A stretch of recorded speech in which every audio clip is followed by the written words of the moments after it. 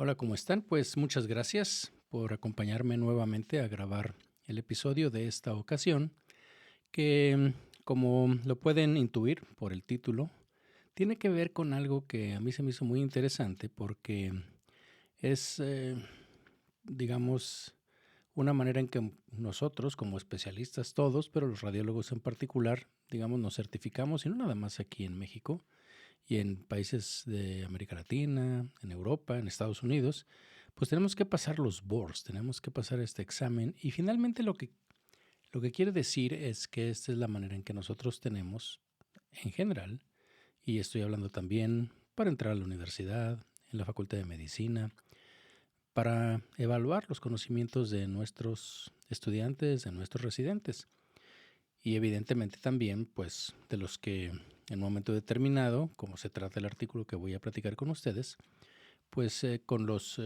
exámenes de certificación para pasar y entonces ser elegible y tener la licencia para practicar en este caso la radiología. Fíjense que la idea no es revisar el artículo como tal, porque como es una cosa muy específica, pues voy a dejar el link como siempre, pero sí me interesaría más la parte de filosófica, por así decirlo, esto que pongo aquí, de cómo analizar lo que, pues lo que se publica y lo que está sucediendo ahorita. Entonces, básicamente de eso se trata el día de hoy. Espero que les parezca interesante y bueno, pues gracias nuevamente por acompañarme.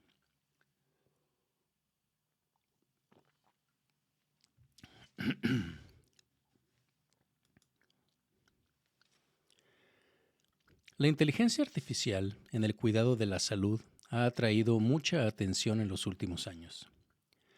Se ha demostrado que es un activo valioso para abordar numerosos desafíos en la atención médica, como la identificación precisa de hallazgos en imágenes médicas, la mejora de los programas de detección de salud, la mejora de la experiencia del paciente y la reducción de errores médicos.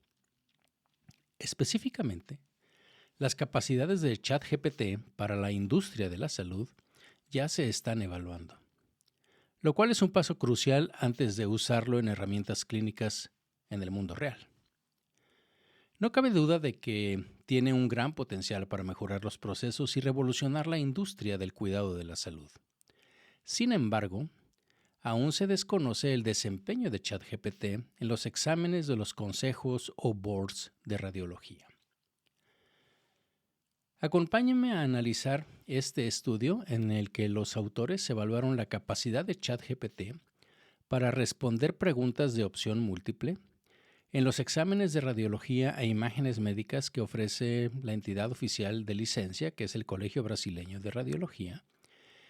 Y bueno, en particular aquí excluyeron todas las preguntas o las pruebas que contienen evaluación basada en imágenes, son básicamente todas las de texto. Pero también exploraron cómo las diferentes estrategias de preguntar pueden influir en la puntuación del modelo y arrojar luz sobre las oportunidades de utilizar el conocimiento de ChatGPT en los dominios de la atención médica y, obviamente, la radiología. Bienvenidos a Memorándum, un espacio que, como saben, bueno, lo tengo aquí con ustedes para platicar y analizar. La idea es esa, pero la parte del análisis les toca a ustedes, nos toca a todos, pues finalmente, de artículos que se me hacen interesantes. La mayoría de las veces se publican en revistas de nuestra especialidad, pero les consta que he platicado con ustedes de artículos que se publican en otras revistas, también artículos de opinión, editoriales, pero todos ellos tienen que ver con nuestra especialidad, la radiología. Y fíjense que hoy quiero platicarles de un artículo. Es un artículo que está publicado por unos amigos, en particular el que está encargado, que es Felipe Kitamura, es de Brasil. Todos ellos obviamente son brasileños, el autor principal también es Leonardo Almeida.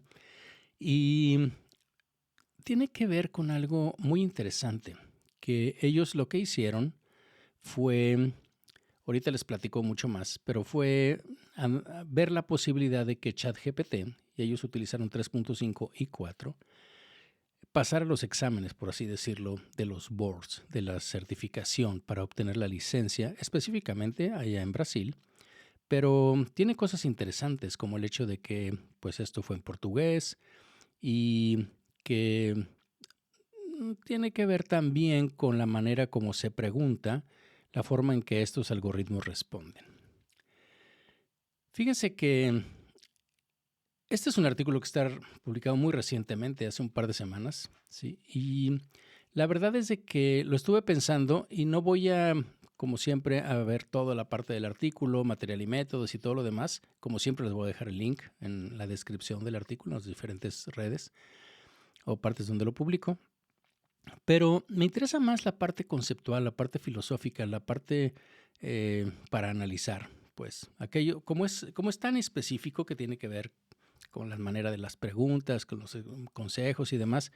Bueno, el que esté interesado en cómo se hizo específicamente, pues ahí les dejo. Si por alguna razón, porque ya me han comentado, empecé a distribuir algunas cosas, de que no lo pueden bajar, bueno, por favor, si me mandan un correo a memolizondo@memorandum.mx, con mucho gusto yo les mando el artículo. Tengo permiso por parte del editor, de Charles Kahn, de distribuir este artículo. Entonces, pues si acaso no lo pueden bajar y les interesa, con muchísimo gusto yo se los comparto. Entonces, vamos al contexto de los exámenes en medicina. Y fíjense que, bueno, históricamente, pues, si lo decimos así, convertirse en médico se ha considerado pues una vocación superior que requiere tanto conocimiento del cuerpo humano como compasión para cuidar a la persona en una forma holística, en una forma total. En la mayoría de los casos, el acceso a las escuelas de medicina, pues digamos que se limita únicamente a las personas, a los candidatos más brillantes, más resilientes, que sean capaces de soportar años de educación y de una formación, pues obviamente muy rigurosa. Las barreras de entrada son muy numerosas, incluida la capacidad, por ejemplo, de obtener buenos resultados en pruebas que están muy estandarizadas. Aquí en México en particular, por ejemplo, pues tienes que pasar desde los exámenes de admisión de la universidad, en la universidad en la que yo estoy, se hace un examen de admisión y debo decirles que los scores más altos son los que se requieren para entrar a medicina. Después de todos los exámenes que presentas durante la facultad, al final, aquí en México, tienes que presentar un examen para una residencia, lo que se llama el examen del ENARM. Y posteriormente, una vez que terminas tu residencia, tienes que presentar el examen de los consejos de la especialidad, de lo que serían pues, los boards y demás. Y yo creo que, bueno, porque lo sé, hay pasos similares evidentemente en Estados Unidos. Tienes que hacer básicamente todo esto, el USMLE, y tienes que pasar después, para la parte de medicina, para poder hacer una especialidad. Y finalmente tienes que presentar los boards. Y lo mismo tienes que hacer en Europa y lo mismo tienes que hacer en otros países, como es el caso de lo que voy a platicarles hoy, que es en Brasil, ¿sí? Y una parte fundamental para poder aprobar estos exámenes, y de hecho yo diría que para tener éxito como doctor o como especialista, pues bueno, a lo mejor debo decir la necesidad de memorizar mucha información, obviamente además de saberla manejarla y aplicarla en situaciones apropiadas. Pero creo que estarán de acuerdo conmigo que en los últimos años, en los últimos, no sé, 20 años, pero más últimamente, esa necesidad de memorizar y de recordar información, creo que ya se los he platicado también aquí en otro episodio. Yo me acuerdo anteriormente, pues, la cantidad de personas que tenían los GAMUS de radiología, a lo mejor la gente joven ya ni siquiera sabe qué es eso, pero donde venían todos estos diagnósticos diferenciales y demás, pues eran libros que no estaban totalmente accesibles para todos nosotros desde el punto de vista de que eran americanos, desde el punto de vista del idioma y desde el punto de vista del precio, y de que a veces simplemente no estaban accesibles aquí en México, y creo que también sería mucho decir también en América Latina. Entonces, la cuestión era de que ahí el que tenía la información, que eran los profesores, pues era el que tenía la verdad. Y básicamente de eso dependía, o si no teníamos que buscar en los libros. Ahorita, díganme si no, o sea, no importa lo que estemos platicando.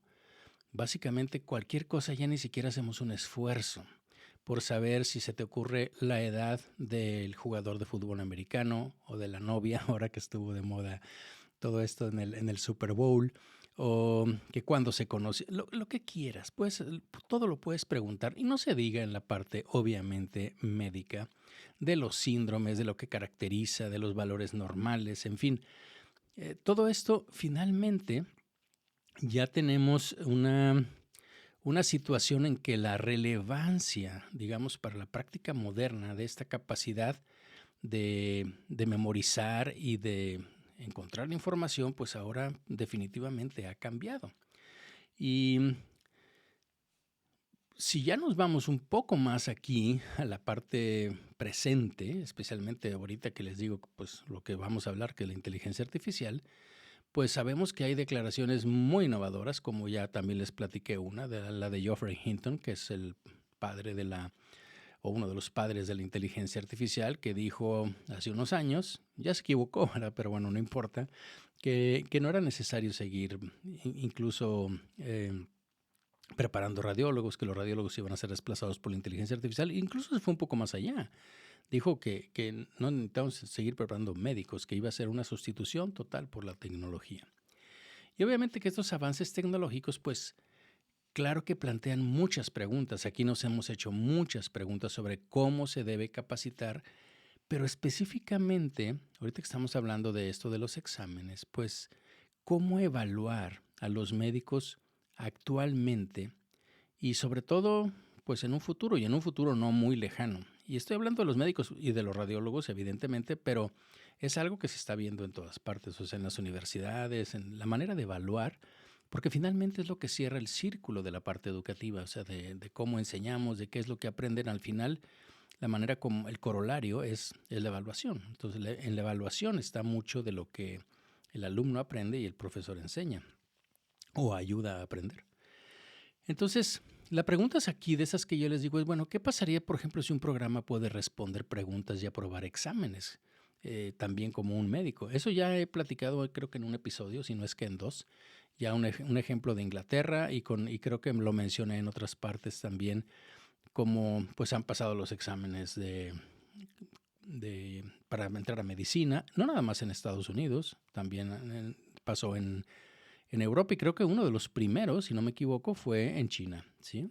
Fue muy famoso que un robotito pasó un examen con una calificación excelente, 440 preguntas, creo que de 600 sacó bien, más que cualquiera de los otros humanos, pues. Entonces, ¿qué pasa si puede responder esto, ¿no? ¿O qué pasa si eventualmente genera, digamos, planes de atención, planes terapéuticos que igualen o que superen a los de los médicos o a los de paneles de expertos incluso? Y bueno, estas preguntas obviamente no son nuevas, o sea, esto ya es algo que hemos platicado, pero los avances recientes en los modelos de lenguaje grandes, los que en inglés le llaman LLM, Large Language Model, pues obviamente que han acelerado, bueno, el ejemplo clásico de esto pues es el ChatGPT, que también hemos hablado aquí, pues han acelerado, digamos que la urgencia con la que debemos de considerar este tipo de situaciones, este tipo de preguntas. Y entonces en este artículo, que la versión en español podría ser, la traducción sería como desempeño de ChatGPT en los exámenes del Colegio Brasileño de Radiología. Y bueno, pues en este artículo, los autores lo que hicieron fue que probaron los dos ChatGPT que hay ahorita, el ChatGPT 3.5, que es el que tiene libre acceso, y el ChatGPT 4, que es el que tienes que pagar para utilizarlo. Ya sabemos que son de una compañía que se llama OpenAI. Y fíjense que aquí lo que hicieron fue que le pusieron a los dos, o sea, el mismo examen, pero separadamente a 3.5 y a 4, los diferentes ChatGPT, que son muy, muy diferentes según lo que comentan en otros aspectos. Y les pusieron 3 exámenes del Consejo Brasileño de Radiología o del Colegio Brasileño. Uno de radiología diagnóstica, otro de neuroradiología y otro de mamografía. Y estos exámenes se seleccionaron específicamente tal cual los que ponen, ¿sí? porque en estos en particular no había imágenes dentro de las preguntas. Y además hicieron varios estilos de preguntas que están bien descritos en la literatura. Obviamente, por el tipo de examen, pues todos son de opción múltiple, pero hay unos que tienen una descripción más larga, otros que son más cortas, que son directos, en fin, con varias estrategias de preguntas. Acuérdense que también ya sabemos, por ejemplo, que típicamente no debemos de decir excepto, o preguntar las cosas negativas, en fin. Entonces hay varios tipos de preguntas que ahí vienen, como les digo, en el artículo. Los que estén interesados, pues con mucho gusto se los comparto. Pero resulta que así es, si les hago así como un resumen, que resultó que el rendimiento en el ChatGPT, en el 3.5, no mostró diferencias sustanciales con el ChatGPT 4. Voy a decirle GPT para no estar haciendo mal, o el 4 y 3.5. Pero finalmente vamos a ver que, o se vio, porque les digo, no voy a hablar del artículo, sino les estoy diciendo como el spoiler de la parte final, que en las pruebas el GPT-4 pudo aprobar los 3 exámenes del colegio, el de radiología, el de neuro y el de mamografía, y GPT 3.5 solo pudo aprobar 2. Pero en general, el GPT-4 fue como 20% mejor en todo con respecto al GPT 3.5. Y bueno, esto lo podríamos decir que es así como impresionante, ¿no? Pero es impresionante, pero no es sorprendente. Y es que si los resultados son muy impresionantes, ¿no? El hecho de que tú me digas, oye, pues este algoritmo, ¿de qué se trata? ¿No? O sea, es el examen que estamos presentando y lo pasan. Definitivamente, pues eso es muy impresionante, pero no sorprende porque si ustedes han seguido, a mí es algo que obviamente ya se nota que me interesa, pues hay una cantidad increíble de aplicaciones de la inteligencia artificial, en general, en particular del ChatGPT, con resultados muy similares, o sea, donde sobrepasan incluso los resultados que tenemos los humanos, en múltiples ámbitos, tanto de la atención médica como de toda la parte de salud, de salud y no relacionados con la salud, en muchas áreas. Pero yo quisiera, como les digo, tal vez quitarle un poquito el zoom a esta parte que estamos enfocándonos, y considerar lo que realmente se logró para evitar la confusión, ¿sí? Para no confundirnos de que la aprobación de un examen con la capacidad de diagnosticar o tratar pacientes. ¿Okay? Son cosas muy diferentes. Lo que tenemos que repensar es la manera de evaluar, no nuestro actuar como médicos, ¿sí? Especialmente como radiólogos. Entonces, fíjense que, por ejemplo, ¿no? Por diseño, evidentemente, pues los exámenes están bien estandarizados, tienen preguntas que son altamente estructuradas, o al menos así deben de ser, y que tienen una única respuesta correcta. ¿Ok? Entonces, eso digamos que para el algoritmo le facilita bastante las cosas. También nosotros sabemos, ¿sí? O sea, tampoco se trata de quitarle el valor, sino nosotros sabemos que también hay una sola respuesta correcta en la mayoría de las veces. Y bueno, y el tipo de preguntas que ellos hicieron. La otra cosa es que el planteamiento de la pregunta en general pues debe contener generalmente como múltiples pistas, ¿no? Como para que guíen al que está contestando hacia cuál es la respuesta correcta. Evidentemente, si tiene conocimiento subyacente. Si no tienes la menor idea de lo que te están preguntando, pues evidentemente que esto no va a suceder. Y la otra cosa es que en general las preguntas que haces para un examen pues deben de limitarse a temas que en la literatura pues están bien respaldados, ¿no? No vas a preguntar cosas que todavía están en duda. En general así es, ¿no? O sea, si no preguntas cosas que ya son hechos, que son cosas de respuestas definitivas de diagnóstico, de tratamiento, de manejo, no cosas que se esté especulando, que se esté investigando. Y acuérdense que todo eso pues está escrito, y todo eso, si ya está en la literatura, ya está al alcance de ChatGPT. Acuérdense que cuando salió ChatGPT allá en noviembre, hace un año, nada más llegaba hasta el 2021, pero ahora esto ya se cerró hasta el 2023, si no me equivoco. Y ahora se está actualizando constantemente. Entonces, ¿qué más les digo? Que si nosotros vemos esto, Sí, esta manera como hacemos las preguntas, a mí me toca hacerlas muchos o revisar para el examen del consejo aquí en México, pues evidentemente no es así como se practica la radiología, ni ninguna otra especialidad en medicina. Los síntomas que tiene un paciente, pues no son vagos, hay que saber obtener esa información, los antecedentes no siempre son precisos, de todo lo que tengas. Las diferencias que hay entre un paciente y otro, incluso con la misma enfermedad, con la misma patología, pues son muy amplias. En muchos casos se requieren más de una sola prueba o más de una sola evaluación. Me refiero tanto en una prueba como en el tiempo, pues para dar en el diagnóstico. Aquí cuando ponemos una pregunta, una imagen, bueno, en este caso no pusieron imágenes, pero cuando ponemos algo, pues básicamente es algo sumamente clásico. Entonces, por lo tanto, la capacidad de estos modelos de lenguaje grandes para interpretar los planteamientos de las preguntas y aprovechar la gran cantidad de datos de capacitación que ellos tienen, pues obviamente esto no puede equipararse ni debe equipararse con la inteligencia o la capacidad de atender pacientes, evidentemente. Pero entonces, ¿cómo deberíamos de interpretar estos resultados?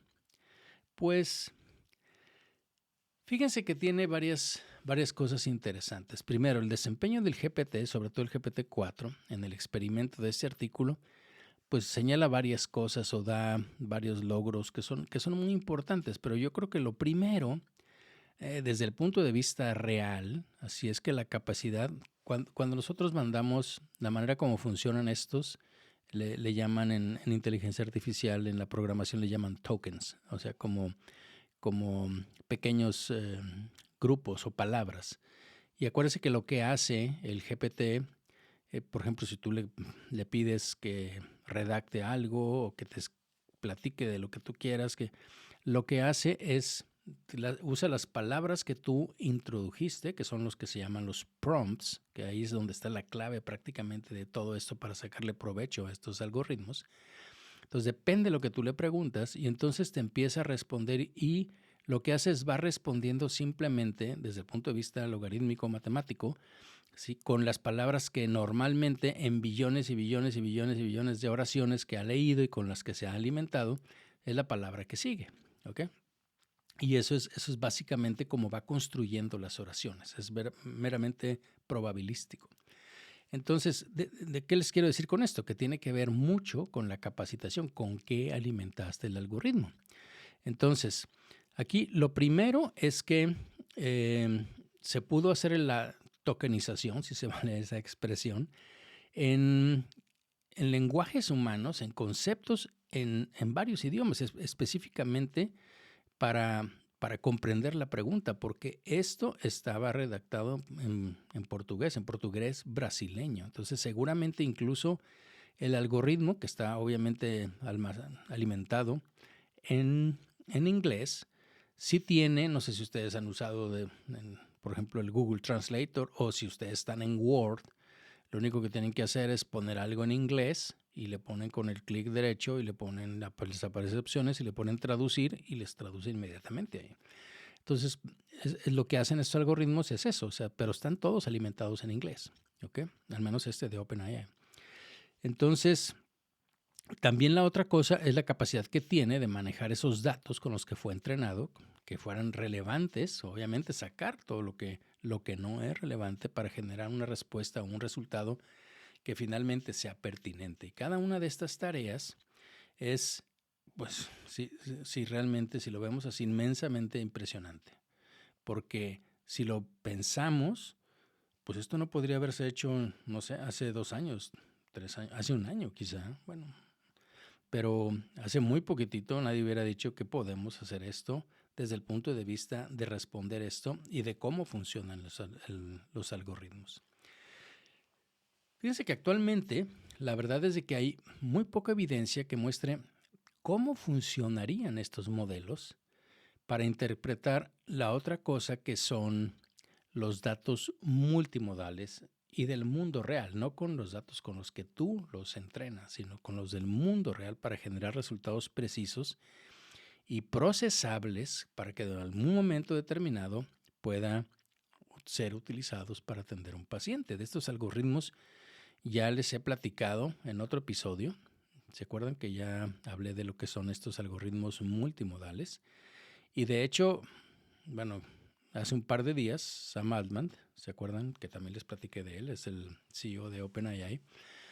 Estaba dando una conferencia que ya obviamente se hizo viral en el World Government Summit. Era una reunión de gobierno pues a nivel global de los jefes de Estado. Y salió él. Bueno, fue una videoconferencia. No sé si la han visto, si no, pues la recomiendo. Por ahí está en YouTube. Y adelantó que el ChatGPT 5 lo puso algo así. Bueno, de hecho está así en donde lo busquen. It's bigger than you can think. Es más grande de lo que pueden imaginar.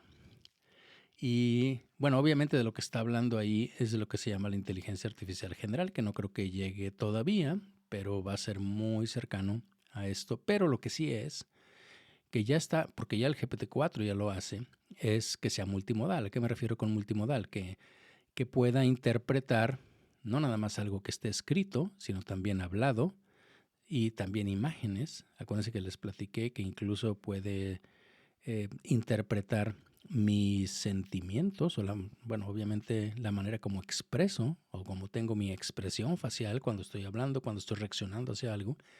Y con base en eso puede ajustar sus respuestas de lo que está interactuando conmigo. Entonces, es algo que se tiene que ver. Ahorita acuérdense que todo lo que hacemos todavía con el caso de las imágenes en particular es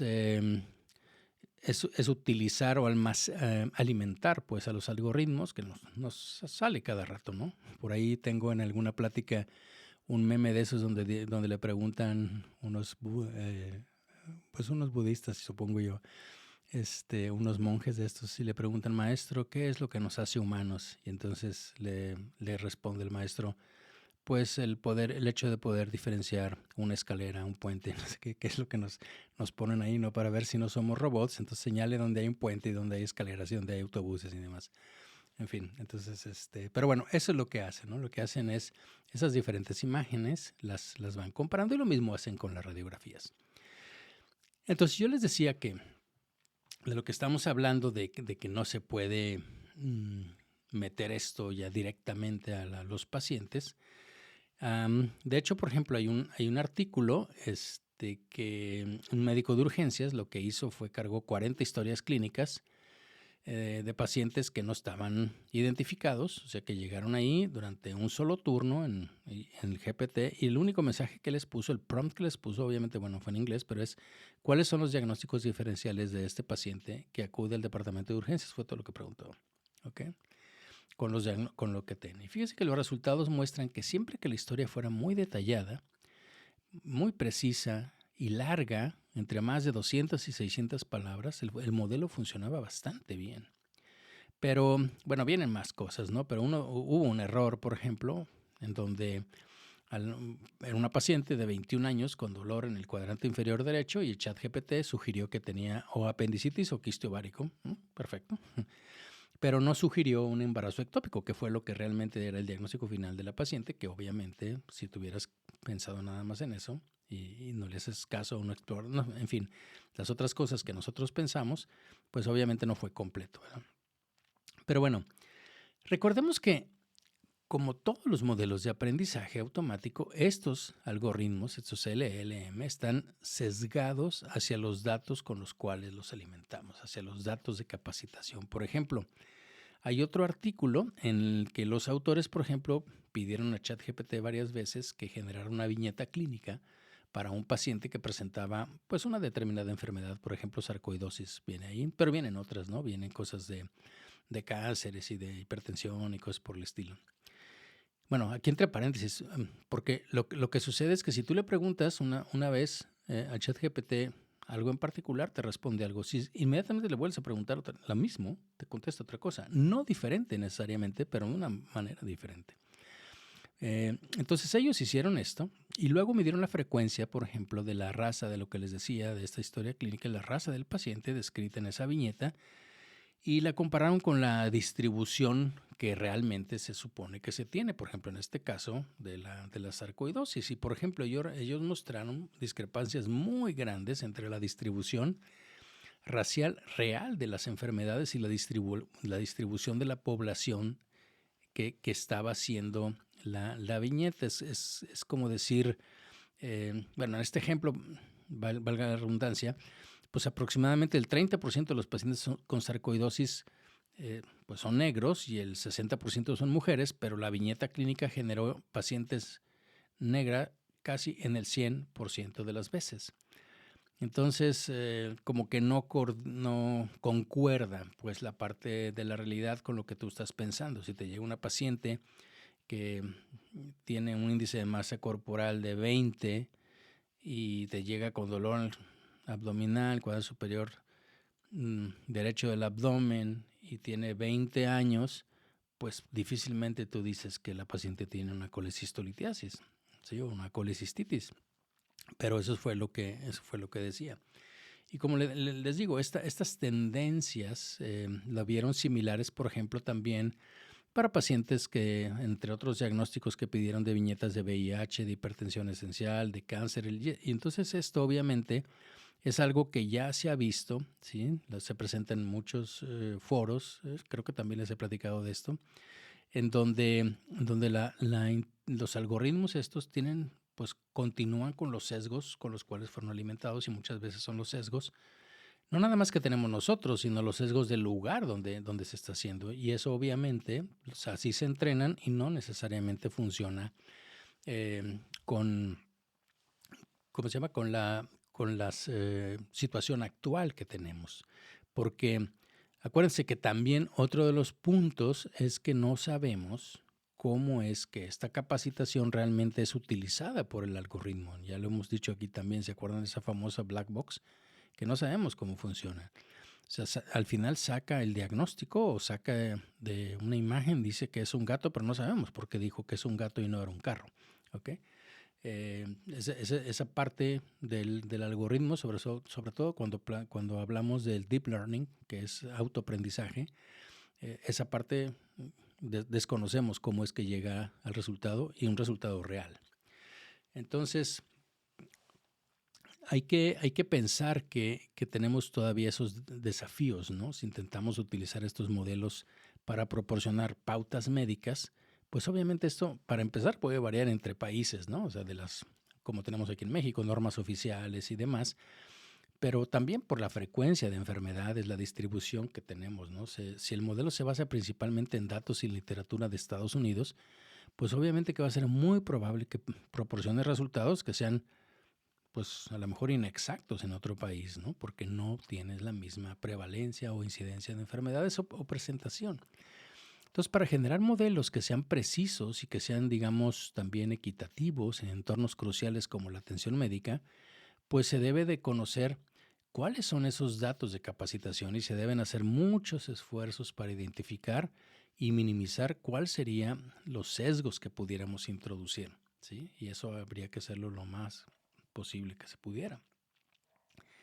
Entonces, conociendo las posibles deficiencias y limitaciones de estos modelos de lenguaje grande en atención médica, pues los estudios que se hacen, digamos, a corto plazo, muy pequeños e inmediatos, pues de todos estos modelos de lenguaje, pues deberían de aprovecharse y aprovechar estas fortalezas que ya sabemos que tienen, y obviamente utilizar menos o minimizar las debilidades que también ya sabemos que tienen. Por ejemplo, podemos ingresar a un hallazgo clínico específico, preguntar cuáles son las cosas que respaldan las pautas de manejo actuales. ¿Se acuerdan que ya les platiqué también de uno que publicó el American College of Radiology también con ChatGPT, como que un ChatGPT que estaba entrenado con los criterios appropriateness criteria, los criterios de propiedad para pedir los exámenes del que no estaba, y cómo sugería casi de una manera perfecta el tipo de estudio que era mejor para un paciente en particular. Entonces, yo creo que de esta si nosotros encontramos cuál es el nicho en el que te pueden ayudar, por ejemplo, resumir un historial médico de un paciente en el departamento de urgencias para que, pues obviamente eso te ahorraría mucho tiempo, evitaría que se omitan ciertos elementos que son muy importantes y que a lo mejor tú, viendo el expediente, o ya sea físico o electrónico, pues pudieras pasar por alto, ¿no? Entonces el punto es el cómo del mensaje correcto a utilizar, porque estos algoritmos arrojan resultados diferentes, como les digo, cada vez, y todavía se desconoce, y es un área de investigación activa, el por qué hacen eso, pero finalmente eso es lo que sucede. Y obviamente este es uno de los puntos fuertes del artículo, porque otra de las cosas que hizo es que probó el desempeño de 4 estrategias o 4 tipos de preguntas diferentes, y resulta que ahí también había diferencias. Sorprendentemente, el estilo que había una que se llama de instrucción prolongada condujo, o sea, había una pregunta elaborada, pues, sí, que no era nada más directa, sino aquella que tiene un párrafo, por así decirlo, condujo a un rendimiento deficiente, y posiblemente esto está relacionado, bueno, o como que no entendió, pero acuérdense que estábamos hablando del idioma, que el examen se realizó en portugués brasileño y probablemente requirió que el algoritmo tradujera esto antes de proporcionar o de obtener una respuesta en lo que estaba buscando. Y bueno, como les mencioné anteriormente, y creo que también en otro episodio, muchos de estos modelos de lenguaje grandes, como el GPT 3.5 y el 4, ahora pueden procesar también imágenes y texto simultáneamente. Esto ya les había dicho. Y la mayoría de estos modelos se entrenan, pues como les digo, ¿no?, con pares de imágenes. Es decir, piensen en todas las imágenes, ¿sí? O sea, cualquiera, imágenes que son naturales y que tienen un subtítulo que está extraído obviamente todo esto del internet. Así es como lo toman ellos, ¿no? Pero una extensión, digamos, natural de todos estos modelos, pues es interpretar las imágenes radiológicas, y gran parte de la literatura que existe ahorita se centra pues en diferentes métodos de entrenamiento con radiografías, con informes de radiografías. La gran mayoría de ellos son de tórax, porque es obviamente los más comunes, los más fáciles que puedes hacer. Pero estos trabajos se centran principalmente en lo que le llaman el proof of concept, prueba de concepto, y capacidades para ver si el algoritmo funciona y detecta realmente lo que ya sabes que tiene, que estás entrenando, y que lo vuelva a identificar. Pero eso no funciona, o no necesariamente funciona en el mundo real, y eso se ha probado también muchas veces. Entonces está trabajando mucho para entrenar grandes modelos, que se llaman modelos fundamentales, tanto en el ámbito académico como en el ámbito comercial. Las compañías están trabajando mucho en esto, con el objetivo de utilizar todo este, digamos, un repositorio, este espacio digital, obviamente, de integración, para que así se disminuya sustancialmente el volumen de datos que necesita cada uno de los centros, por así decirlo, para sacar sus propias conclusiones. Y una vez que lo armonizas y que lo pones en un repositorio donde hay miles o cientos de miles, pues obviamente el desarrollo se va a acelerar. Todo este desarrollo de modelos de inteligencia artificial se va a acelerar, y es el caso, por ejemplo, seguramente si les interesa el tema, pues de lo que ha hecho, por ejemplo, en varias ocasiones el RSNA, para esas competencias, pues, de ver quién hace mejor algo, quién sube más imágenes, quién hace más para el repositorio, quién tiene el mejor algoritmo para detectar hemorragia subaracnoidea, neumotórax, en fin, fracturas. Y bueno, de hecho, creo que ya les había platicado también en alguna ocasión hace poco, que estamos nosotros trabajando con la Universidad de Harvard para formar un repositorio gigante de 100 centros a nivel mundial de radiografías de tórax que pudieran en un momento determinado, pues, ser utilizadas por cualquier persona con cualquier algoritmo para, pues, democratizar esto un poco más. Pero bueno, les decía que estos modelos fundamentales aún no abordan limitaciones importantes en lo que es todo este marco actual de desarrollo, porque uno de los problemas o de las situaciones que no están abordando, o que todavía no es el punto que lleguen, pues es toda esta autorización regulatoria de estos modelos, porque estos modelos y autorizaciones los que tenemos ahorita son casos muy limitados, ¿sí?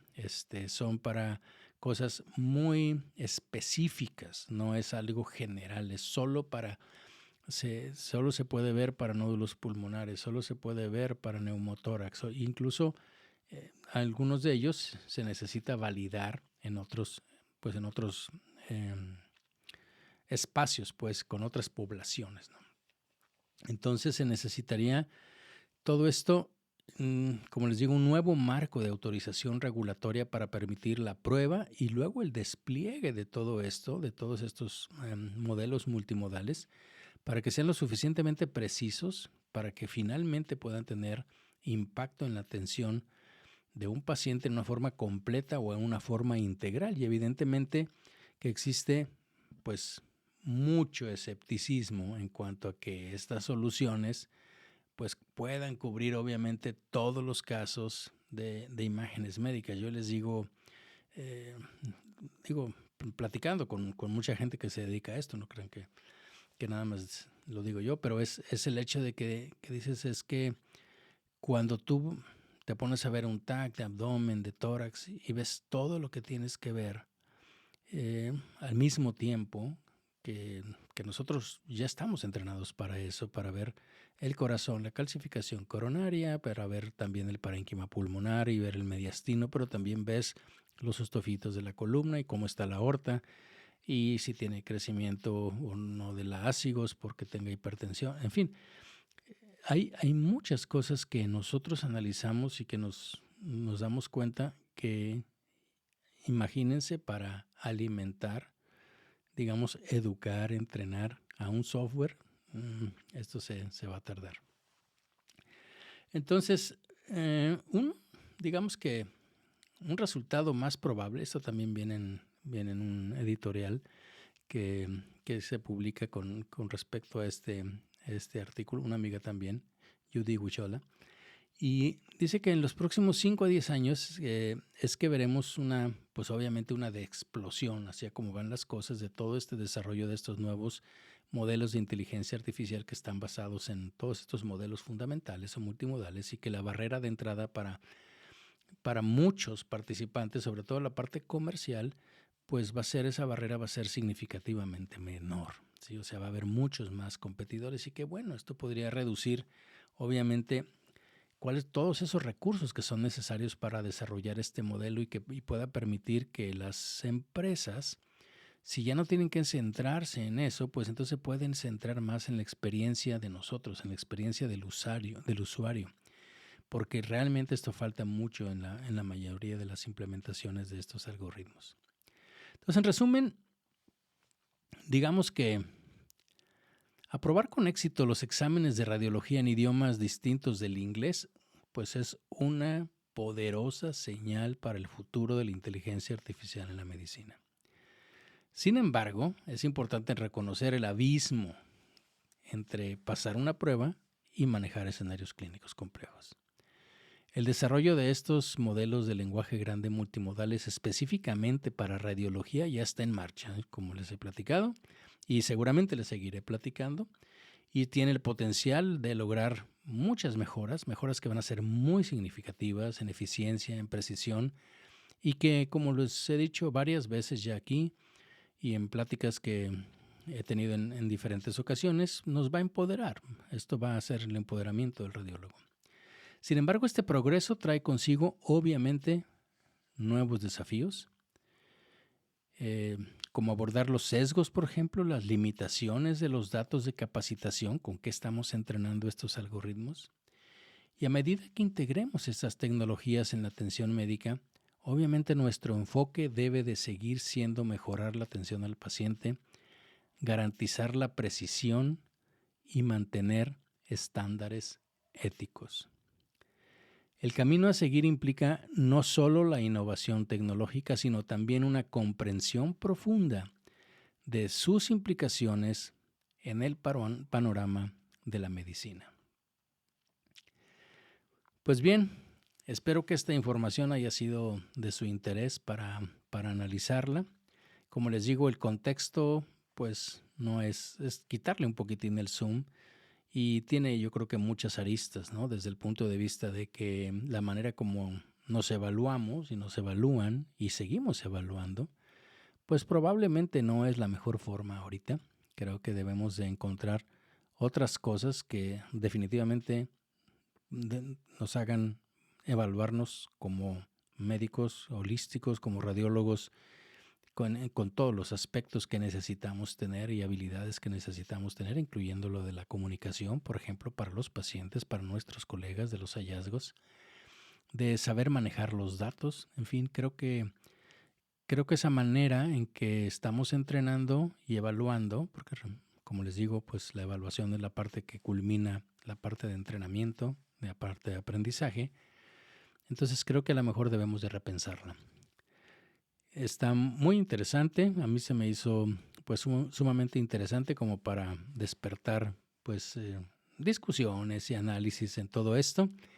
Y bien, pues como siempre, yo agradecería mucho sus sugerencias, sus comentarios, preguntas en las diferentes redes sociales donde publico Memorándum.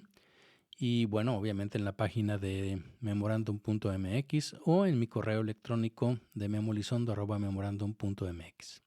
Como siempre, les agradezco mucho su atención y nos escuchamos en la próxima. Ustedes que se quedaron conmigo, pues muchas gracias. Y pues espero que también, como les decía ahorita, haya sido de su interés. Me gusta mucho porque aquí en la parte de YouTube hay muchos que hacen comentarios mucho más extensos que en las otras redes, entonces, pero también lo podemos, como en muchas ocasiones, hablar personalmente. Eso creo que sucede más. Entonces agradecería mucho sus comentarios y bueno, pues nos vemos en la próxima. Muchas gracias.